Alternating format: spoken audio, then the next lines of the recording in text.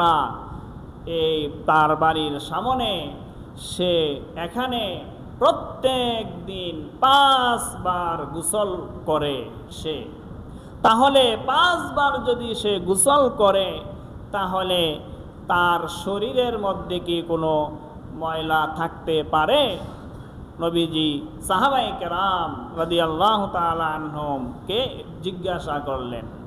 সাহাবায়ে কেরাম বললেন, ইয়া রাসূলুল্লাহ, এরকম স্বচ্ছ নির্মল পানিতে 5 বার যদি কেউ গোসল করে দৈনিক, তাহলে তার শরীরে কোনো ময়লা থাকতে পারে না।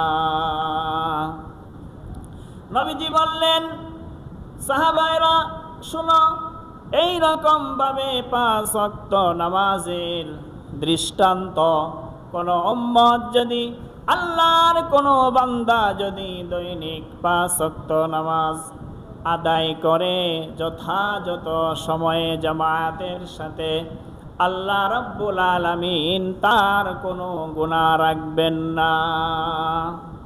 এই নামাজ 5 বার নামাজ পড়লে মাঝে মধ্যে নামাজের ভিতরে 2 নামাজের মধ্যখানে কোনো ত্রুটি বিচ্যুতি গুনাহ হয়ে গেলে নামাজের বদৌলতে আল্লাহ তাআলা তার গুনাহগুলি এরকম ভাবে মাফ করে দিবেন। মুহতারাম হাজিরিন, এই জন্য এই নামাজ আমাদেরকে আদায় করতে হবে।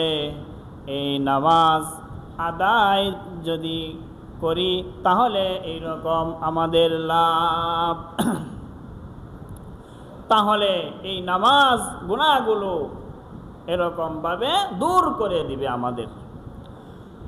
আল্লাহ হাদিসের মধ্যে এসেছে, রাসূল আকরাম সাল্লাল্লাহু আলাইহি ওয়াসাল্লাম বলেছেন যে মানুষ মানেই তার দ্বারা কিছু গুনাহ, কিছু ত্রুটি বিচ্যুতি তার হয়েই যাবে।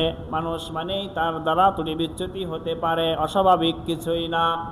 যেরকম মনে করেন একটা জামা, একটা পাঞ্জাবি, একটা শার্ট, একটা জুব্বা কেউ যদি পরে, যে কেউ পরুক, এই জামা পরিধান করলে, ব্যবহার করলে অবশ্যই এটা ময়লাযুক্ত হবে। তারপর আবার ধৌত করলে আবার পরিষ্কার হয়ে যাবে। তো এইরকম ভাবে মানুষ কাপড় ব্যবহার করলে যেরকম ময়লা অবশ্যই হবে, মানুষ মানেই তার ত্রুটি বিচ্যুতি হইতে পারে। কিন্তু আল্লাহ তাআলা বললেন, এই ত্রুটি বিচ্যুতিগুলো যারা ইবাদতের মাধ্যমে এই ত্রুটি বিচ্যুতিগুলো দূর করে ফেলে তারাই হলো উত্তম। আর যদি কেউ এই ত্রুটি বিচ্যুতিগুলো দূর করে না, ত্রুটি বিচ্যুতি হইতেছে অর্থাৎ ইবাদত বন্দেগী থেকে দূরে, তওবা থেকে দূরে, অনুশোচনা নাই, তাহলে তো সে খালি গুনাহ জমা করতেছে। এই রকম মানুষ তারা হলো অকৃতজ্ঞ।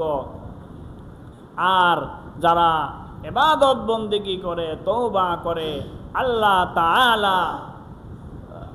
আল্লাহ তাআলার হাবিব বলেছেন তারা হলো এরকম ভাবে উত্তম। এই জন্য মুহতারাম হাজিরিন, এই নামাজ এত গুরুত্বপূর্ণ বিষয়।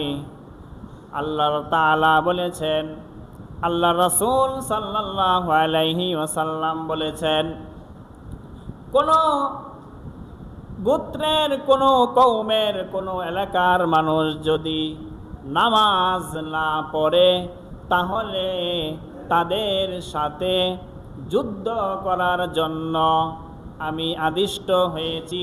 আমি তাদের সাথে যুদ্ধ করব যতক্ষণ না পর্যন্ত তারা নামাজ আদায় করে। অর্থাৎ নামাজ আদায় না করা পর্যন্ত তাদের সাথে যুদ্ধ চালিয়ে যাব, রাসূল আকরাম সাল্লাল্লাহু আলাইহি ওয়াসাল্লাম বলেছেন। অর্থাৎ এই নামাজ মানে যুদ্ধ তো সাধারণত কাফের মুশরিকদের সাথে হয়, কিন্তু এই নামাজ, এত বড় নামাজ ছেড়ে দেওয়া এত বড় অপরাধ যে নামাজ ছেড়ে যারা দেয় তারা যেন কাফের, মুশরিক, বেদিন তাদের মতোই তারা কাজ করতেছে, সেহেতু তাদের সাথেও যুদ্ধ করার নির্দেশ, যুদ্ধ চালিয়ে যাবে। এই জন্য